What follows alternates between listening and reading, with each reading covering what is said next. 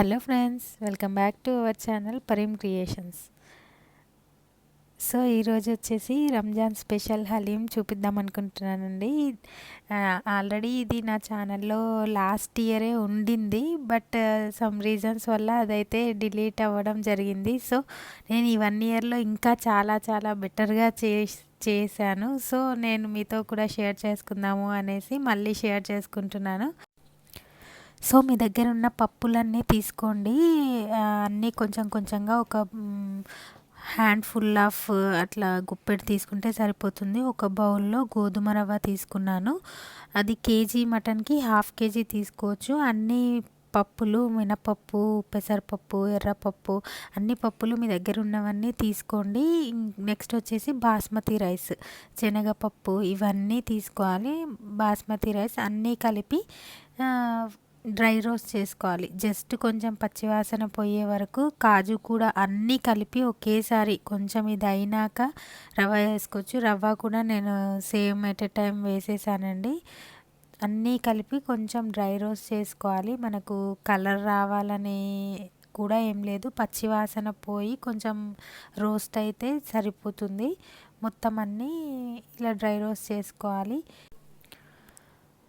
So ఇక్కడ వచ్చేసి video మాత్రం 10 మినిట్స్ కూడా అవ్వలేదండి, బట్ ఇది చేయడానికి మాత్రం కొంచెం టైం తీసుకుంటుంది ప్రాసెస్ అయితే. మనం ఇవి చేసుకోవాలి, మళ్ళీ నెక్స్ట్ వేరే మటన్ అదంతా చేసుకోవాలి. సో టైం అయితే బాగానే పడుతుంది, 2-3 అవర్స్ వరకు మనం మొత్తం ప్రాసెస్ అయితే. సో ఇక్కడ రవ్వ కూడా వేసేసుకున్నాను నేను.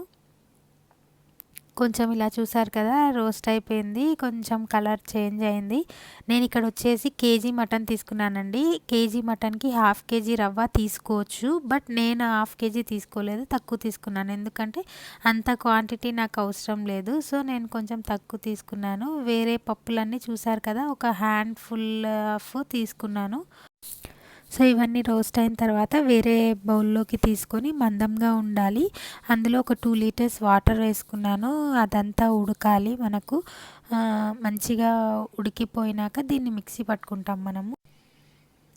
సో ఇక్కడ ఈ బౌల్ వచ్చేసి నేను అగ్రోమెక్లో తీసుకున్నానండి. మీకు చూపిస్తానని చెప్పాను కదా, చూపించలేదు అనుకుంటా ఆ వీడియోలో. సో ఇక్కడ వచ్చేసి ఇది సైమల్టేనియస్గా అది పక్కన వచ్చేసి ఆనియన్స్ కూడా ఫ్రై చేసుకుంటున్నాను నేను ఎట్ ఎ టైం. ఈ ప్రాసెస్లో చేసి చూడండి, మీరు డెఫినెట్గా చాలా బాగా వస్తుంది. చాలా అంటే చాలా బాగా వస్తుంది. మీరు ఒకసారి ట్రై చేసి చూడండి. సో ఇక్కడైతే ఇది ఉడికిపోయిందండి. ఇంకా కొద్దిగా వాటర్ ఉన్నాయి కదా, అట్లా కొంచెం ఉడికిపోయినాక నేను అది తీసి చల్లారడానికి పెట్టాను. నెక్స్ట్ వచ్చేసి ఆనియన్స్ ఫ్రై చేసిన ఆయిల్ అండ్ ఇంకొంచెం ఆయిల్ యాడ్ చేసి ఇక్కడ మళ్ళీ ఆనియన్స్ యాడ్ చేశాను. ఇందులో మీరు కావాలి అనుకుంటే టమాటో వేసుకోవచ్చు, ఒక 2 టమాటోస్ గ్రేవీ కొరకు, బట్ నేను టమాటో ఎక్కువ ఇష్టపడను, నేను వేయలేదు. ఇక్కడ వచ్చేసి మసాలా సాజీరా అండ్ లవంగా, దాల్చిన చెక్క, ఒక ఇలాచి అండ్ మిరియాలు వేసాను. నెక్స్ట్ వచ్చి జింజర్ గార్లిక్ పేస్ట్ వేసాను. సో ఇదంతా కొంచెం ఫ్రై చేసుకోవాలి. నేను ఇక్కడ మిర్చి పౌడర్ తక్కువ యూస్ చేసి మిర్చి అండ్ మసాలా ఎక్కువ యూస్ చేయడం జరిగింది. అలానే ఉంటుంది కదా, కొంచెం మనకు మిర్చి పౌడర్ కాకుండా ఈ ఘాటు స్పైసెస్ ఏదైతే ఉంటుందో అదే స్పైసెస్ ఎక్కువ టేస్ట్ తెలుస్తుంది హలీంలో. సో ఇక్కడ వచ్చేసి కొంచెం పసుపు యాడ్ చేశాను.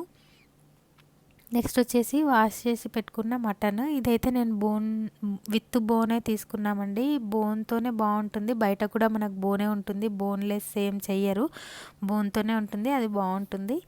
నెక్స్ట్ వచ్చేసి సాల్ట్ ఇప్పుడే యాడ్ చేస్తున్నామండి, మనం వేరే ఎక్కడ యాడ్ చేయలేదు, ఇక్కడే యాడ్ చేస్తున్నాము.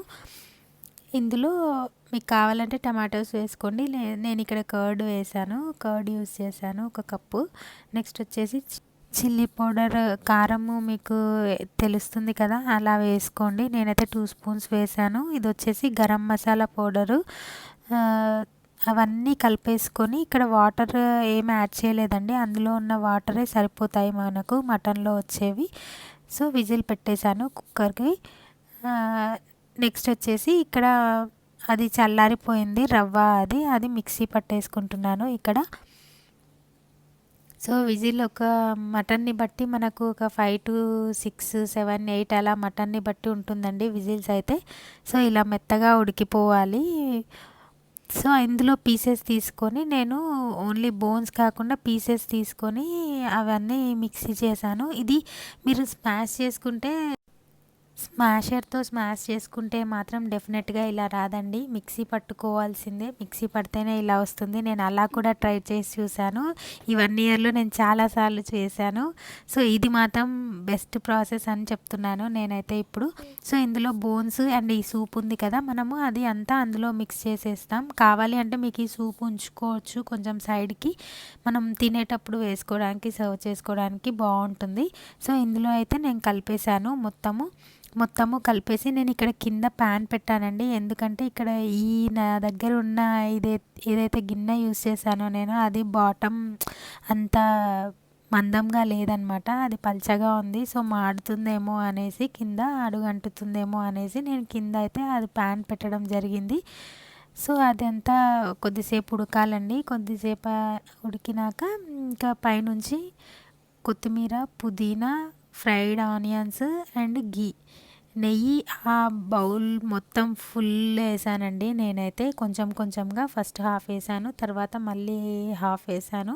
మొత్తం ఆ బౌల్ పట్టింది నాకైతే దీనికి. సో ఇదంతా కలిపేసుకొని కొంచెం సేపు ఉంచినాక మనకు ఆయిల్ అంతా పైకి తేలుతుంది. సో ఇక్కడ నేను సాల్ట్ చెక్ చేసుకొని కొంచెం తక్కువ ఉంటే వేసాను. నెక్స్ట్ వచ్చేసి గీలో ఫ్రై చేసుకున్న కాజు కూడా వేసేసాను. కొంచెం ఒక 5 to 7 మినిట్స్ అలా అయితే ఆయిల్ మనకంతా ఉడుకుతుంది, పైకి తేలుతుందనమాట. సో ఆ టైంలో మనము ఆఫ్ చేసేసుకోవచ్చు, రెడీ అయిపోతుంది. సో టేస్టీ హలీం అయితే రెడీ అయిందండి. డెఫినెట్గా మీరు ఇది ట్రై చేసి చూడండి. డెఫినెట్గా 100% పక్కా చెప్తున్నాను నేను. సేమ్ హలీం బయట లాగానే ఉంటుంది అండ్ ఇంట్లో చేసుకున్న డిష్ కాబట్టి హెల్తీ. మనకు ఇంట్లో గీనే యూస్ చేశాను, నేను తయారు చేసిన గీ అది. హోప్ ఈ వీడియో మీకు నచ్చిందని అనుకుంటున్నాను. వీడియో నచ్చినట్లయితే లైక్ చేయండి, షేర్ చేయండి, ఛానల్ని సబ్స్క్రైబ్ చేసుకోవడం మాత్రం మర్చిపోవద్దు. సబ్స్క్రైబ్ చేసిన వెంటనే పక్కనే ఉన్న బెల్ ఐకాన్ని నొక్కండి. మళ్ళీ మంచి వీడియోతో మీ ముందు ఉంటాను. Until then bye, take care.